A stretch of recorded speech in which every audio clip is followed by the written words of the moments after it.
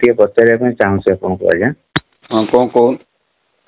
ଆପଣ ଯୋଉ କହୁଛନ୍ତି ଯେ ଆମର କଣ୍ଠରେ ଶିବ ପାର୍ବତୀ ଆଉ ହୃଦୟ ଚକ୍ରରେ ଲକ୍ଷ୍ମୀ ନାରାୟଣ, ନାଭିରେ ବ୍ରହ୍ମା ସାବିତ୍ରୀ, ଆଉ ଯୋଉ ଛଅ ଚକ୍ରର କଥା କହୁଛନ୍ତି ଯେ ଏଇ ଯୋଉ ଷଡ ଚକ୍ରରେ ଯୋଉ ଠାକୁର ରହିଲେ, ଏଇ ଯୋଉ ଆଦି ଶକ୍ତି ମା ରହିଲେ, ଯୋଉ କହୁଛନ୍ତି ଇଏ ଯୋଉ ରହିଲେ ଓମକାର ରୁ, ଆପଣ କହୁଛନ୍ତି ହରି ରାମ କୃଷ୍ଣ ଏ ତିନିଟାକ ଓମକାର ରୁ ସୃଷ୍ଟି। ଇଏ ଛଅଟାକ ଚକ୍ରରେ ପୁଣି କଣ ସୃଷ୍ଟି? ଓହୋ, ନାଇଁ ଗୋଟେ କଥା ଶୁଣ। ଆଜ୍ଞା ପୁରୁଷ ଆଉ ପ୍ରକୃତି, ଆଜ୍ଞା, ଏ ଦି ଜଣ ହଉଛନ୍ତି ଗୋଟିଏ ଅଙ୍ଗ। ପୁରୁଷ ହେଲେ ଜ୍ଞାନ, ଆଉ ପ୍ରକୃତି ହେଲେ ତାଙ୍କର ଇଚ୍ଛା ଶକ୍ତି ହେଲା। ଜ୍ଞାନ ଶକ୍ତି, ଇଚ୍ଛା ଶକ୍ତି ଏଇ ଦିଟା ମିଶିକି ଷଡ ଚକ୍ରରେ 6 ପ୍ରକାର ରୂପ ଧାରଣ କରନ୍ତି। ଆଜ୍ଞା ଓଙ୍କାର ହଉଛି ଅନାହତ ଚକ୍ରରୁ ସୃଷ୍ଟି। ଆଜ୍ଞା ବୁଝିଲ? ଏଇ ଯୋଉ ଷଡ ଚକ୍ରରେ ଷଡ ଶକ୍ତି ରହିଲେ, ପୁରୁଷ 6 ପ୍ରକାରର, ପ୍ରକୃତି 6 ପ୍ରକାରର ବିଭକ୍ତ ହେଇକି ରହିଲେ। ଆଜ୍ଞା କିନ୍ତୁ ଓଙ୍କାର ହଉଛନ୍ତି ଏଇ ଯୋଉ 6ଟା ଶକ୍ତି, ତାର ମୂଳ ବୀଜଟା ହଉଛି ଓଙ୍କାର। ଆଜ୍ଞା ବୁଝିଲ? ଯଦି ମୂଳ ବୀଜ ଓଙ୍କାର, ସେ ଓଙ୍କାରରୁ ଇଏ ସବୁ ସୃଷ୍ଟି ହେଇକିରି ତମର ଷଡ ଚକ୍ରରେ ଖେଳୁଛନ୍ତି। କିନ୍ତୁ ବାୟୁ ମାର୍ଗରେ ଯେତେବେଳେ ପ୍ରଣବ ଧ୍ୱନି, ପ୍ରଣବ ମାନେ ଝଙ୍କୃତ ହଉଛି ହେଲା, ସେତେବେଳେ ସେ 3ଟା ବୀଜରେ ପରିଣତ ହଉଛି। ଗୋଟେ ଅକାର, ଗୋଟେ ଉକାର, ଗୋଟେ ମକାର। ଅକାର ଟା ଯେତେବେଳେ ସ୍ଥୂଳ ରୂପ ଧାରଣ କରୁଛି, ସିଏ ହଉଛି ହରେ। ଉକାରଟା ହେଲା ରାମ, ମକାରଟା ହେଲା କୃଷ୍ଣ। ତେଣୁ ସେଇ ଓଙ୍କାର ଯୋଉ ବୀଜ, ସେ ବୀଜ ଧିଅରୁ ଇଏ କଣ କରେ ନା ଝଙ୍କୃତ ହେଇକି ଏଇ ନାମରେ ଖେଳୁଛନ୍ତି। ତେଣୁ ଏଇ ଯୋଉ 6ଟି ନାମରେ 6ଟି ଅକ୍ଷର, 3ଟି ନାମ 6ଟି ଅକ୍ଷରରେ ଖେଳୁଛନ୍ତି, ତାକୁ ମଧ୍ୟ ମହାପୁରୁଷ ମାନେ ବାରମ୍ବାର ରିପିଟ କରିକି ତାକୁ 16 ନାମ 32 ଅକ୍ଷର ମଧ୍ୟ କରିଛନ୍ତି।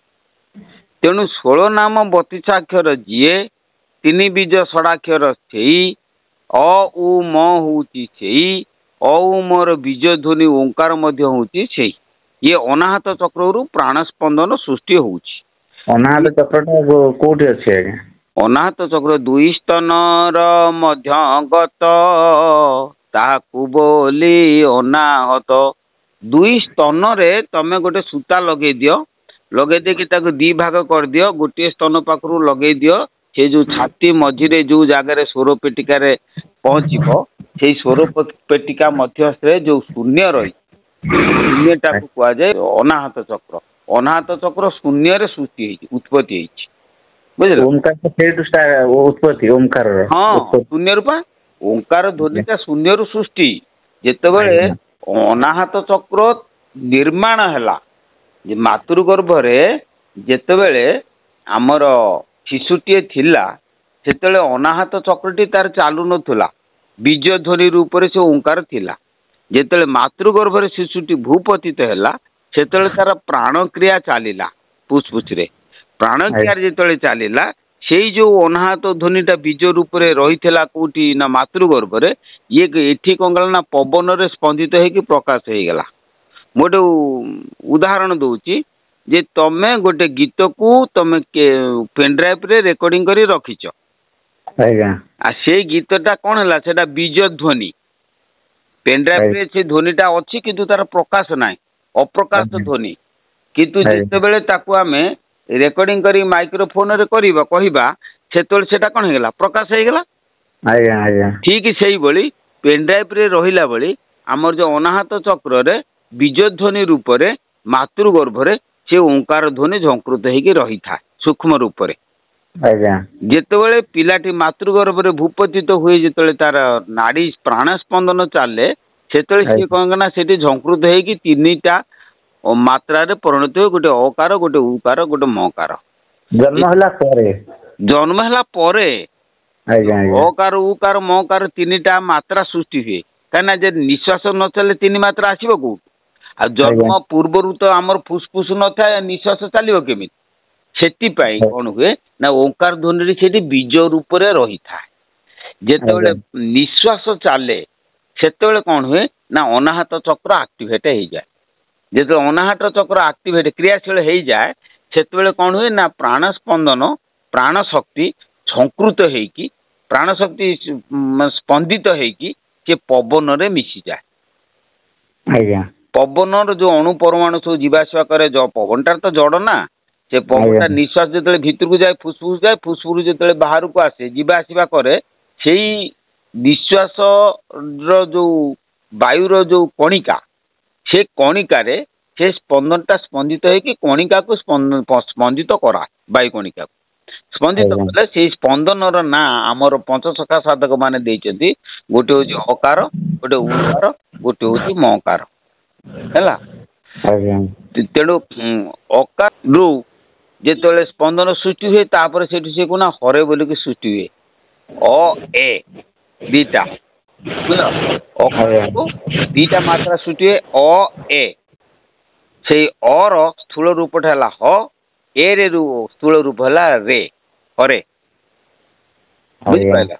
ଏଇ ହରେ ଶବ୍ଦଟି ନାଭିରୁ ସୃଷ୍ଟି ହୁଏ ହେଲା। ଅକାର ଶବ୍ଦ ଯେତେବେଳେ ନାଭିରେ ପହଞ୍ଚେ ସେତେବେଳେ ନାଭିରେ ହକାର ଆଉ ରକାର ଦିଟା ମିଶିକି ଥାଏ। ହକାରଟି ରଜ ରକାରଟି ବୀର୍ଯ୍ୟ ପୃଥିବୀକୁ ଛାଡ଼ିବ ଦେହ ଭିତରେ ତ ସର୍ବ ସମ୍ଭାଇଛି ଶୂନ୍ୟରେ ଶୂନ୍ୟ ପୁରୁଷ ଅଚ୍ୟୁତାନନ୍ଦଙ୍କ କଥା। ତେଣୁ ହକାର ରକାର ହକାର ହେଲା ରଜ ଶକ୍ତି ରକାର ହେଲା ବୀର୍ଯ୍ୟ ଶକ୍ତି। ଏଇ ହକାର ରକାର ରଜ ଶକ୍ତି ବୀର୍ଯ୍ୟ ଶକ୍ତି ଯେତେବେଳେ ସେଥିରେ ଅକାର ଆଉ ଏକାର ହୁଏ ହକାର ଆଉ ଏକାର ହୁଏ ବୁଝିଲ। ହରେ ହେଲେ ହ ଅକାର ରେ ଏକାର ଏ ଦିଟା ଅକାର ସୃଷ୍ଟି ହେଲା।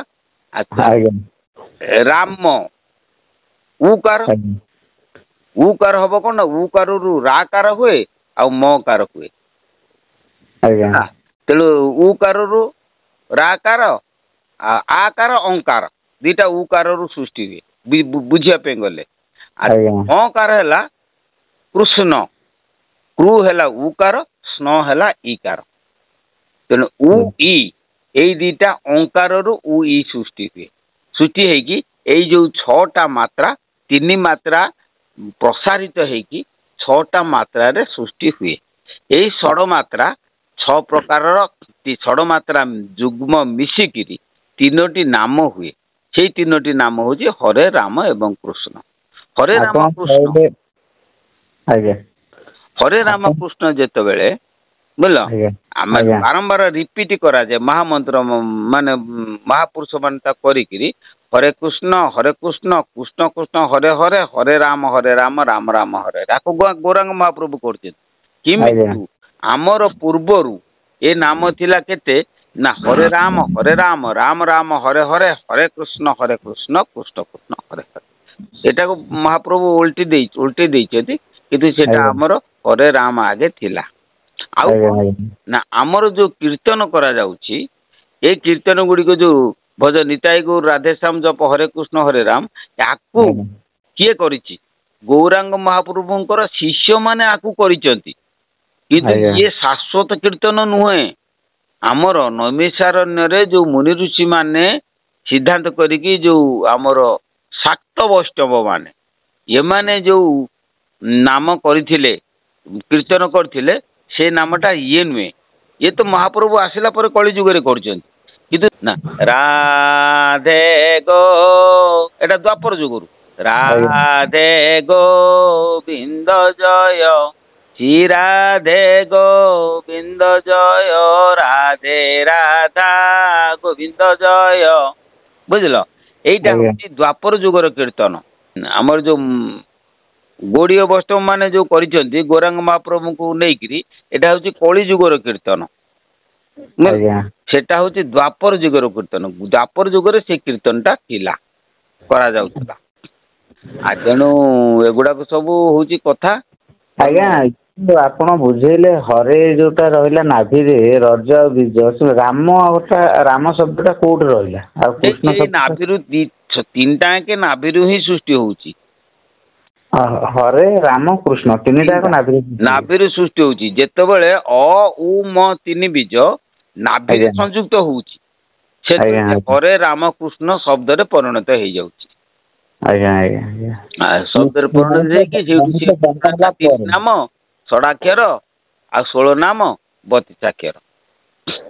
ଏଇ ଯେ ତାହେଲେ ପୁରୁଷ ଆଉ ପ୍ରକୃତି ଆଉ ଉଭୟ ପୁରୁଷଙ୍କ ପାଖରେ ଅଛନ୍ତି ଆଉ ସ୍ତ୍ରୀ ଜାତି ପାଖରେ ଅଛି, ମାନେ ମେଲ ଫିମେଲ ଉଭୟଙ୍କ ପାଖରେ ନା ରହୁଛନ୍ତି। ନା ପୁରୁଷ ପ୍ରକୃତି ସମସ୍ତଙ୍କ ଠେଇଁ ଅଛି। କଣ ବୁଝିଲ? ପୁରୁଷ ପ୍ରକୃତି, ପୁରୁଷକୁ ଆଜ୍ଞା ଜ୍ଞାନ କୁହାଯାଏ, ପ୍ରକୃତି କି ଇଚ୍ଛା କୁହାଯାଏ। ଗୋଟେ ପୁରୁଷ ଲୋକର ଜ୍ଞାନ ଅଛି, ଇଚ୍ଛା ଅଛି, ଗୋଟେ ସ୍ତ୍ରୀ ଲୋକର ଜ୍ଞାନ ନାହିଁ, ଇଚ୍ଛା ନାହିଁ ନା। ହଁ ସେଇ କଥା ମୁଁ ପଚାରୁଥିଲି। କହୁଛି ବୁଝଉଛି। ପୁରୁଷ ଆଜ୍ଞା ଲୋକର ଜ୍ଞାନ ଶକ୍ତିଟି ପ୍ରବଳ, ଇଚ୍ଛା ଶକ୍ତିଟି ଦୁର୍ବଳ। ଆଜ୍ଞା ସ୍ତ୍ରୀ ଦେହରେ ଜ୍ଞାନ ଶକ୍ତିଟି ଦୁର୍ବଳ, ଇଚ୍ଛା ଶକ୍ତିଟି ପ୍ରବଳ। ସେଇଥିପାଇଁ ଆଜ୍ଞା ସ୍ତ୍ରୀ ମାନଙ୍କୁ କୁହାଯାଏ କାମିନୀ, କାହିଁକି ନା ତାଙ୍କର କାମନା ପୁରୁଷଙ୍କ ଠାରୁ ଅଧିକ। ଆଜ୍ଞା ଆଜ୍ଞା ସେଥିପାଇଁ ତାକୁ କାମିନୀ ବୋଲିକି କୁହାଯାଏ। କାରଣ ପ୍ରକୃତି ଶକ୍ତିଟା ସ୍ତ୍ରୀ ଲୋକ ଠାଇଁ ଅଧିକ, ପୁରୁଷଙ୍କ ଠାଇଁ କମ। ଆଉ ଆଜ୍ଞା ଜ୍ଞାନ ଶକ୍ତିଟା ପୁରୁଷଙ୍କ ଠାଇଁ ଅଧିକ, ସ୍ତ୍ରୀ ଲୋକ ଠାଇଁ କମ। କିନ୍ତୁ ଜ୍ଞାନ ଏବଂ ଇଚ୍ଛା ଏଇ ଦୁଇଟି ପୁରୁଷ ସ୍ତ୍ରୀ ଅଣ୍ଡିର ମାଇ ଯେତେ ଜୀବ ଅଛନ୍ତି ସମସ୍ତଙ୍କ ଠେଇଁ ହିଁ ବିଦ୍ୟମାନ। ଆଜ୍ଞା ଆଜ୍ଞା ଆଜ୍ଞା ବୁଝିପାରିଲେ ନା? ଆଜ୍ଞା ଆଜ୍ଞା ଆଜ୍ଞା ବୁଝିଲି। ମୋର ଟିକେ ଆପଣଙ୍କ ଏପିସୋଡ ଟିକେ କନଫ୍ୟୁଜ ଥିଲା। ଆଉ ଗୋଟେ ଆଜ୍ଞା ରହିଲା କନଫ୍ୟୁଜ, ଆମର ଜନ୍ମ ପରେ ହରେ କୃଷ୍ଣ ରାମ ଆସିଲା ଓମକାର ମନ୍ତ୍ର। ହଁ ତା ଭିତରେ ଆପଣଙ୍କର ଗୋଟେ ଏପିସୋଡ ମୁଁ ଦେଖିଥିଲି, ଆପଣ ମାତୃଭାବରେ ସୋ ହୋମ ବୋଲି କହୁଥିଲେ, କୋ ହୋମ ବୋଲି ନା ଗୋଟେ ନା ଶବ୍ଦ କହୁଥିଲେ। କୋ ହୋମ କହିଛି। ହଁ ହଁ କୋ ହୋମ। କୋ ହୋମ ମାନେ ବ୍ରହ୍ମା ନିଜକୁ ପ୍ରଶ୍ନ କରିଛନ୍ତି। ଆଜ୍ଞା କୋହମ ମୁଁ କିଏ? ଆଜ୍ଞା ଆଜ୍ଞା ଯେତେବେଳେ ଜଗତ ସୃଷ୍ଟି ହେଲା, ବିଷ୍ଣୁଙ୍କ ନାଭି କମଳରୁ ବ୍ରହ୍ମ ଶକ୍ତି ଜାତ ହେଲେ ମାତୃ ଗର୍ଭରେ, ସେତେବେଳେ ତ କିଛି ନଥିଲା, ଜଳ ସ୍ଥଳ କିଛି ନଥିଲା। ଏଇଟା ବାହ୍ୟ ମାର୍ଗରେ ଭାଗବତରେ କୁହାଯାଇଛି। ମୁଁ ଭିତର ଆଜ୍ଞା ମାର୍ଗରେ ତାକୁ କହିଛି। ବ୍ରହ୍ମା କହିଲେ କୋହମ, ଆଜ୍ଞା ଆଜ୍ଞା ଅହମ ମୁଁ କିଏ? ଆଜ୍ଞା ଆଜ୍ଞା ସେଇଟା ହଉଛି କଥା। ଯେ ମୋ କହିବା କଥା, ସିଏ ଯୋଉ ମାତୃଗର୍ଭର ଜ୍ଞାନ ଟା ମା ଗର୍ଭରେ ଥିଲାବେଳେ ପିଲା ଯୋଉ ଜପୁଥିଲା, ସେ ମନ୍ତ୍ର ଟା ର ମାନେ ଠିକ ନା ଏଇ ଯୋଉ ଓମ୍ ରାମକୃଷ୍ଣ ହରି ରାମକୃଷ୍ଣ ଇଏ ମନ୍ତ୍ର ଟା ଠିକ? ଶୁଣ, ନାମ ସବୁ କେତେ ପ୍ରକାରର ଅଛି ବୁଝିଲ। ଆଜ୍ଞା ଆଜ୍ଞା ମାତୃ ଗର୍ଭରେ ଯୋଉ ନାମ ସେ ଜପୁଥିଲା ହେଲା, ଆଜ୍ଞା ସେ ନାମଟା ତାର ସ୍ୱତନ୍ତ୍ର ସେ ତାର ପାଇଥିଲା। ଏବଂ ସେଇ ଆଜ୍ଞା ନାମଟା ଯେତେବେଳେ ତମେ ମାତୃଗର୍ଭରୁ ଯେତେବେଳେ ଜୀବ ଭୂପତିତ ହୁଏ, ସେତେବେଳେ ସେ ଆଜ୍ଞା ନାମଟାକୁ ସେ ଭୁଲିଯାଏ। ମୁଁ ଗୋଟେ ଆଜ୍ଞା ଛୋଟିଆ ଭଜନ ଲେଖିଛି ଶୁଣୁ, ବୁଝିଲ କି?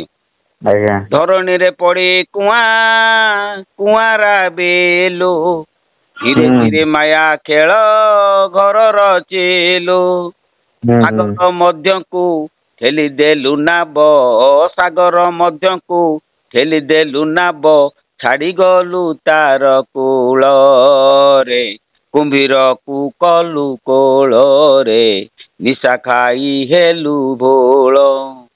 ବୁଝିପାରୁଛ ନା? ଆଜ୍ଞା ଆଜ୍ଞା ତମେ ଯେତେବେଳେ ଧରଣୀରେ ପଡୁଛ, ଯେତେବେଳେ ଇନ୍ଦ୍ରିୟ ମାନେ ସବୁ ସକ୍ରିୟ ହଉଛି, ସେତେବେଳେ ଆଜ୍ଞା କହୁଛ ନା ଇନ୍ଦ୍ରିୟ ଜ୍ଞାନ ତମେ ଯେତେବେଳେ ମନ ଭିତରେ ରହୁଛି, ଅତୀନ୍ଦ୍ରିୟ ଜ୍ଞାନ ଟାକୁ ତମେ ଭୁଲି ଯାଉଛ, ଭିତରି ଜ୍ଞାନ ଟାକୁ। ମାତୃ ଗର୍ଭରେ ଇନ୍ଦ୍ରିୟ ଜ୍ଞାନ ଟା ନଥିଲା। ଚକମୁକ ନାସା କର୍ଣ୍ଣ ଏଗୁଡା ସବୁ ଆକ୍ଟିଭ ନଥିଲେ। ତେଣୁ ଆଜ୍ଞା କଣ କରୁଥିଲୁ ନା, ବାସ୍ତବ ଚିନ୍ତା ପ୍ରକୃତ ରୂପଙ୍କୁ ସେ ଦର୍ଶନ କରୁଥିଲା ଭଗବାନ। ଯେତେବେଳେ ଇନ୍ଦ୍ରିୟ ଚାଲିଲା, ପବନ ଚାଲିଲା, ଇନ୍ଦ୍ରିୟ ଯେତେବେଳେ ସକ୍ରିୟ ହେଇ ଉଠିଲେ, ସେତେବେଳେ ସେ ଆଖିରେ ସବୁ ଦେଖିଲା ରୂପ, କାନରେ ଶୁଣିଲା ଶବ୍ଦ, ପାଟିରେ କୁଆଁ କୁଆଁ ରାବ ରାବିଲା। ଏଇ ଯୋଉ ଇନ୍ଦ୍ରିୟ ଗୁଡାକ ସବୁ ଚାଲିଲା, ସେତେବେଳେ କଣ ହେଲା ନା, ତା ପ୍ରକୃତ ଜ୍ଞାନ ଟା ସେଇଠି ହରଣ ହେଇଗଲା, ଭୁଲିଗଲା। ପ୍ରକୃତ ଜ୍ଞାନ ଟା ଆପଣ ବାବା କହିବା କଥା ଯେ ମାତୃଗର୍ଭ ଜ୍ଞାନ ଟା ହିଁ ପ୍ରକୃତ ଜ୍ଞାନ। ହଁ ଯୋଉଟା ଆମେ ମା ପେଟରେ ଥିଲାବେଳେ ଯୋଉଟା ଜପ କରୁଥିଲେ, ଭଜନ କରୁଥିଲେ। କିନ୍ତୁ ଆଜ୍ଞା ସେଇଟା ଧରଣୀରେ ପଡିକି ଭୁଲି ଯାଇଛ। କିନ୍ତୁ ସେଇ ଜ୍ଞାନଟାକୁ ସଦ୍ଗୁରୁ ବ୍ୟତୀତ ବିଶ୍ୱ ବ୍ରହ୍ମାଣ୍ଡରେ ଆଉ କାହାର କ୍ଷମତା ନାହିଁ ସେଇ ଜ୍ଞାନଟାକୁ ତମକୁ ଅବଗତ କରେଇଦେବେ। ଆଜ୍ଞା ଆଜ୍ଞା ଏଇ ସଂସାର ଭିତରେ ଆପଣ କୁମ୍ଭୀର ବୋଲି ଭାବୁଛନ୍ତି, ମାନେ କହିଛନ୍ତି ଗୀତରେ, ଆଉ ଏଇ ସଂସାରଟା ହେଲା ଆମର କୁମ୍ଭୀର। ସଂସାର ହେଲା କୁମ୍ଭୀର, ତାକୁ ମୁଁ କୋଳ କଲି। ନିଶା ହେଲା କିଏ ସେ ନା, କାମ କ୍ରୋଧ ଲୋଭ ମୋ ଏଇ ନିଶା ଖାଇକି ଭୋଳ ହେଲି, ଏ ସଂସାରର କୁମ୍ଭୀରକୁ ମୁଁ କୋଳ କଲି। କୁମ୍ଭୀର କଣ କରିବ? କୁମ୍ଭୀରକୁ ଯେତେବେଳେ ମୁଁ କୋଳ କରିବି, କୁମ୍ଭୀର ମତେ ଖାଇବ ନା ନାଇଁ? ଆଜ୍ଞା ଆଜ୍ଞା ଖାଇବନି। ଆମେ ଯେତେବେଳେ ସଂସାରକୁ ଯେତେବେଳେ ନିଜ ମାନେ ଜୀବ ଅଜ୍ଞାନ ଭାବ ଦେଖ, ଦୁଃଖକୁ ମଣେ ମହାସୁଖ, ସେଇ ଯୋଉ ଦୁଃଖକୁ ସୁଖ ବୋଲି ଭାବୁଛି, କିନ୍ତୁ ସିଏ ତାକୁ ଦିନେ ଧ୍ୱଂସ କରିବ, ନଷ୍ଟ କରିବ। କଣ ବୁଝିଲ ନା? ଆଜ୍ଞା ହଁ, ତାକୁ ଦିନେ ସେ ବିପଥଗାମୀ କରିବ ସେଟା। କିନ୍ତୁ ଆଜ୍ଞା ସିଏ ଜାଣି ପାରୁନାହିଁ। ତା अलक्ष्य से जो भूल करुच्ची सेटा जानी पारने गोटे उदाहरण दीटा उदाहरण देवी शुण प्रथम उदाहरण हूँ गोटे मदुआ से मद खाऊची सी भावुची मद सुखटा ठीक किंतु मद सुख पछरे गोटे दुख अच्छी जोटा कि फुसफुस दुर्बल हम शरीर नष्ट हम से कथाटा को सी बुझी पारु ना मद खाई चली कि तार कारण कौन तार कारण हूँ सी हूँ अज्ञान गोटे स्त्रीलोक गर्भ जंत्रणा भारी कष्ट स्त्रीलोक थरे पिलाटे जन्म कले से जानू भारी कष्ट जानी साइला परे मध्य पुणी आउ थे से जंत्रणा पड़ुची कारण कौन सेटा हूँ तार अज्ञानता तेणु आमर ए ब्रह्मांड रे ये जो प्राणी मात्रे ही जो अज्ञान भाव रही से अज्ञान भाव से माने निजे निजे छटपट होउचंती से माने जानी पारुना आउ गोटे उदाहरण दूची जे गोटे गोटे कुकुर को देखिबो से जो मशाणी की जीवे से कौन कर मड़ा फड़ा किसी ना सुखिला हाड़ कंडे थी से हाड़टा को सी कौन कर रगड़ भोक करुच्ची ना हाड़टा को रगड़ रगड़ी रगड़ी रगड़ी रगड़ी हाड़टारू कौन रस बाहर देखला ओठटा छिड़ी छिड़ी जाकि रक्त बाहर बाहरला पर से रक्तटा लगे कौटी ना हाड़े से रक्तटा सी चाटिब चाटिक सी भाव मु ये हाड़ू रक्त खाऊची किंतु निज ओठरू जे से रक्त खाऊची से कथा से बुझी पारिबनी मुगर नाभिरे कस्तूरी जन्मिले बास जऊ चहटही बासुथिबा द्रव्य पाइबा कुमृग चौदिगे धाई भूलई ता निज नाभिरे सुबासित द्रव्य थिबार न पारे जानी तथा सुख लाभे लभंती मानवे ए आत्म सुख न प्रमाणी मृगर जेतेबेले अंडिया मृगर जेतेबेले यौवन समय आसे सेतेबेले कोन ता नाभिटा नाईटा पाची उठे नाईटा पाची उठे गोटे सुंदर बासना जेतेबेले बासना ये बासना हबार प्रकृति ताकू तैयारी करछि कारण कोन ना मृग अंडिया मृग माई मृग पाखरे पहुंचीबार ये होछि गोटे उपाय ये गोटे उपाय तेणु जो तार यौवन समय आसे नाईटा तार पाचिज नाईटा पाची जाकि मह मह बासिब बासला दौड़ चारिआडे सी भाव ये बासनाटा कौटी अच्छी मैं जो दिए बुलूची बासना ता निज नाभिरे सुबासित द्रव्य थिबार न पारे जानी ता निज नाभिरू बासनाटा होउची से कथाटा से बुझी पारे ना से भावे बोधे बासना अन्य कौटी होउची तथा सुख लाभे लभंती मानवे आत्म सुख न प्रमाणे निज आत्मा ठारे सुख अच्छी निज नाभिरे सुख अच्छी ये कथा प्राणी न बुझी पारिकी सी भावुची कौन कामिनी पाखे अच्छी कि कांचन पाखे अच्छी कि कौन बुझला ना अर्थ पाखे अच्छी कि चारिआडे से बुलूची ना तमे देख आजिकाली तमे अनुभव कर प्रकृत क्षेत्र में देख जिते साधु होती प्राय 99% साधु समेत होती अर्थलोभी ये अर्थलोभी जे ता पाखे धर्म कहीं धर्म नहीं ये कथाटा जदि आमे प्रकृत बुझी पारिबा ताले से ठक भंडक पाखक आमे जीवा नहीं आमे दूरे आसीबा किंतु अज्ञानी लोक जीव पादरू मोहु झरुची से कोठी देखा सुना नहीं तथापि से ताकू कोन ना देखिके आश्रय करिवो हेम कुरंगी नच पूर्व वार्ता न श्रूयते वेद पुराण शास्त्रे तथापि दृष्ट्वा रघुनंदनस्य विनाश काले विपरीत बुद्धि हेमकुरंगी सुनार गोटे हरणी नच पूर्व वार्ता पूर्वर कई केबे को महापुरुष कही ना न श्रूयते वेद पुराण शास्त्र वेद पुराण शास्त्र को जगह मध्य शुणा जाऊ नहीं जे सुनार गोटे हरणी अच्छी तथापि दृष्ट्वा रघुनंदनस्य तथापि रामचंद्र ताकू देखिकी विनाश काले विपरीत बुद्धि विनाश समय विपरीत बुद्धि से भली प्रकार जे सिमेट गाय क्षीर दौची पादरू मोह झरुची एक देखा शुणा नहीं तथापि ता पाखक दौड़ुचंती एवं कौन कर सी मोह जाल पड़ुच एगुड़ा सब बुझ कथा होची सेया तेणु ये दुनिया साधु सन्यासी की आजिकारी कलिजुगर लोक माने ही विपद रे पकाउछन लोक माने ही तांको कुपथ को टाणुछन लोक माने आसी गोड़ा तले पड़े कि आज्ञा कौन करमी पुओ बागर झील बागर अमुक धमक करुछंती बोले अर्थ दौरान यौवन दौरान ये साधु मैंने कौन करना से बुलूं बुली सारा पर से पतंग भाया पड़क नष्ट होती कौन अच्छी एक्चुअली आज्ञा ये जो बिना गुरु रे तो ये जिनस साधना करवा कि जो डीप ज्ञान भी माने भीतरी ज्ञान तो पाइबा बहुत कष्टकर आपणकर बहुत भल भल तथ्य अच्छे आम देखु सबुदिन जानूँ मुझे थर करी आप सकाल ध्यान बसते माँ आमर जड़े कहले मुझे कथा पार नी आप सहित आ गोटे कथा आम जो गुरुंर दीक्षा नहीं कि ईश्वर को डाकवा आम चैतन्य महाप्रभुंर जो सब विभिन्न प्रकार कथा अच्छी आमिष खाइबनी पियाज रसुण खाइबनी सेटा एक्चुअली भगवान को पाइबा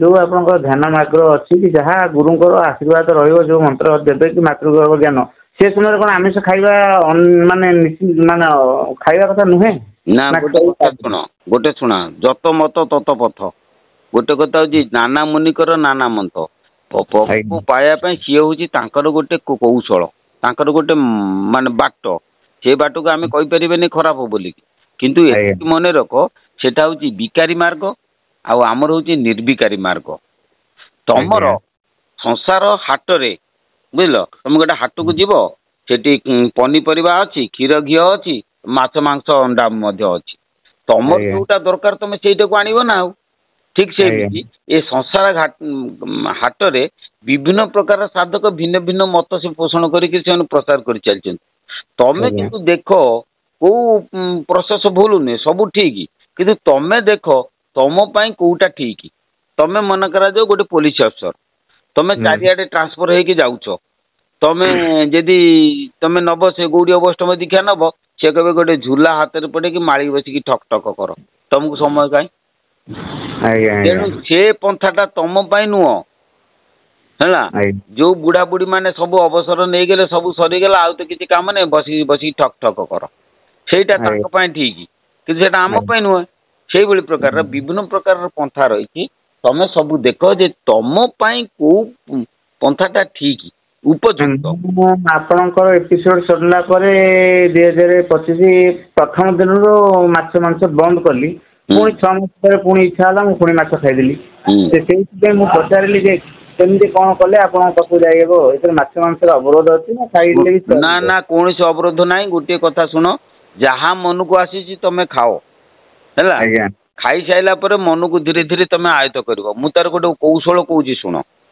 जाइच नई रे बनीची पकौच पानी पानी रे माछर बल अधिक सुखिला तमर बल अधिक माछ जो घोषार नब पानी की तमें जब घोषारी आण सुखिला को मझे डोरटा छिड़ी सी ता बाटे तुम बाटे बुझिपार ना माछर जो शक्ति अधिक सी जो घोषारी नब तमें डोर टी कोहल कर दियो कोहल कर सी घोषारी नब घोषारी नहीं तार जो बल कम पुणी ताको धीरे धीरे नहीं आस यही हाउले हाउले जो पाखक आस माड़ी बस है भवसागर रे मन हूँ गोटे बीन बुझल मन गोटे मन गोटे माछ आज्ञा आज्ञा आज्ञा मन रूपी माछ सी कौन कर जल भितर को टाणे जल किए से ना शब्द स्पर्श रूप रस गंध चकु मुख नासा कर्ण जीवाचन एगुड़ाक सब हूँ जल सदृश सी खेल सी कौन घोषारे नौ मन कौच के माछ खाइबी मन कौच के मांस खाइबी तमें छाड़ी दियो मन को मन चाहूची माने तमें छाड़ी दियो खाई दियो किसी मना नहीं किंतु ध्यान समय कौन कर मनटा को दमन कर ये करी लड़े करी मन चाहूब तमें दमन करुव मन चाहूब तमें दमन कर यहाँ ही हूँ साधना अभ्यास जग जुगुतेन चेतसा नान्यगामिना परमं पुरुषं दिव्यं जाति पार्थानु चिंतयन अभ्यास जगरे अभ्यासी चित्त एकाग्र बले से दिव्य परम पुरुष जीव लोभ इले अभ्यास करिवो ना मन को धीरे धीरे अभ्यास करिवो ना एका दिन करिवो केबे संभव पर मु 6 मास बंद करली तापर पुणी खाइदेली किछि दरकार नै तमर जहाँ मन को आसुची करो जहाँ खाउछ खा मो विश्वम्बर बाबार मत जे खाइबा पर किछि मुंड पुराना जोटा तम शरीर पक्षरे हितकर सेटा को खाओ बरंग आज 40टा काली लेबू पानी पी पेट ठंडा करमी आज 40टा पूरी खाइमी एटा नुह नाई मो शरीर रे जेतिकी संभाली पारिमी ମୁଁ ଯେତିକି ମୋ ଶରୀରର ଅନୁକୂଳ ଯୋଉ ଖାଦ୍ୟ ମାଛ ଖା ମାଂସ ଖା ଯାହା ଖା ଶରୀରରେ ଯୋଉଟା ଅନୁକୂଳ ସେଇଟା ହିଁ ହଉଛି ସାତ୍ବିକ ଆହାର। ଆକ୍ଚୁଆଲି ଆଜ୍ଞା ବାପା ମାଙ୍କ ପାଇଁ ପୁଣି ଯୋଉ କର୍ତ୍ତବ୍ୟ ଅଛି, ମୁଁ ବାହା ହେଇଛି ମୋର ଗୋଟେ ପୁଅଟେ ଅଛି, ସେମାନଙ୍କ ପାଇଁ କେମିତି କଣ କରାଯିବ? ଏଇଟା ସଂସାର ଗୋଟେ ଭିତରେ କଥା ମତେ ପଚାରୁ ଆଉ ଗୋଟେ ଆଡକୁ ପୁଣି ମୁଣ୍ଡ ପଳେଇଗଲାଣି। ଆସି ସେ କର୍ତ୍ତବ୍ୟ ସଂସାରରେ ତମର ଅଛି, ବାପା ମାଙ୍କ ଯେତେବେଳେ ଜନ୍ମ ଦେଇଛନ୍ତି ତମର କଣ କର୍ତ୍ତବ୍ୟ ନାହିଁ? ପିଲା ଛୁଆକୁ ଜନ୍ମ ଦେଇଛ କରିତେ ସେ କର୍ତ୍ତବ୍ୟ ପାଳନ କରିବ ନା। ପୁଣି ବୁଲିବାକୁ ପଡିବ। ମାୟାରେ ନୁହେଁ ସାରୁ ପତ୍ରରେ ପାଣି ରହିଲେ ପାଣିଟା ପତ୍ରରେ ଥିବ କିନ୍ତୁ ପତ୍ରରେ ଲାଗୁନଥିବ। ତମେ ସବୁ ମାୟା ଭିତରେ ଥିବ, ଏମିତି କୌଶଳ ସଦ୍ଗୁରୁ ଦେବେ ସବୁଥିରେ ଥାଇ କାହିଁରେ ନଥିବ। ଏମିତି କଥା ହଁ ଏଇ ଫର୍ମୁଲା ଟା କଲେ ହବ ନା। ଆଉ ସ୍ତ୍ରୀ କି ଖାଇବାକୁ ଦବ, ପୁଅକୁ ଖାଇବାକୁ ଦବ, ବାପା ମାଙ୍କୁ ଖାଇବାକୁ ଦବ, କିନ୍ତୁ ମନେ ମନେ ଭାବିବ ମୁଁ ଏ ସଂସାର ଦରବାରର ଗୋଟେ ଚାକର, ମୁଁ ଆଣିକି ତାଙ୍କୁ ଖାଇବାକୁ ଦଉଛି ମୋର କର୍ତ୍ତବ୍ୟ ହେଲା। ସିଏ ତାଙ୍କର ଖାଇକି ରୁହନ୍ତି, ସିଏ ଅଲଗା ମୁଁ ଅଲଗା, ସବୁବେଳେ ତାଙ୍କୁ ଦୂରେଇକି ମନ ଭିତରେ ଦୂରେଇ ଦେଇଥିବ କିନ୍ତୁ କର୍ମ ଉପରେ ତାଙ୍କୁ ଖାଇବାକୁ ଦଉଥିବ। ସିଏ ତମକୁ ଭଲ ପାଉଥିବ କିନ୍ତୁ ତମେ ତାକୁ ଭଲ ନ ପାଇଲେ ଗଲା। ଆଜ୍ଞା ଆଜ୍ଞା ଏଇ ଫର୍ମୁଲା ଟା ଗୁଡାକ କଲେ ତମେ ଯାଇକି ମୁକ୍ତି ପାଇପାରିବ। ଅତି ସରଳ ସହଜ ସାଧନ। ଆଜ୍ଞା ଆଜ୍ଞା ଆଜ୍ଞା ଆପଣ ଯୋଉ କହୁଥିଲେ ଯୋଉ ଛୋଟ ଜୀବର ଉପରେ ଯୋଉ ଅହଙ୍କାର ଅଛି, ତାପରେ ଯୋଉ ଆକାଶ ଅଛି, ଯୋଉ ସବୁ କହୁଛନ୍ତି ସେଗୁଡା ଶୁଣ ତମେ ଆଜ୍ଞା ଯୋଉ ଗୋଟେ ଲାଇନରେ କଥା କୁହ ବୁଝିଲ। ଆଜ୍ଞା ସେଠି ଗୋଟେ କଥା କହିକି ବାପା ମାଙ୍କ କଥା କହି ପୁଣି ଛୋଟ ଯିବକୁ ତମ ମନଟା ଭାରି ଗୁରୁ କରୁଛୁ ନା। ଆଜ୍ଞା ନାଇଁ ଗୁରୁ କରିନି, ଆପଣଙ୍କ ଏପିସୋଡ ତ ଦେଖି ମୁଣ୍ଡିଆ ମାରୁଛି ଆପଣଙ୍କୁ। କରିନୁ ବୋଲିକି ମନ ଚଞ୍ଚଳ ହେଇକି ଇଆଡୁ ସିଆଡୁ ପଚାରୁଛୁ। ଏକାଗ୍ର ମନ ନାହିଁ, ମନ ଆଜ୍ଞା ଏକାଗ୍ର ହବ କରିବୁ ଯାଇକି। ହଉ ଆଜ୍ଞା ପ୍ରଣାମ ଗୁରୁଦେବ ଆଜ୍ଞା।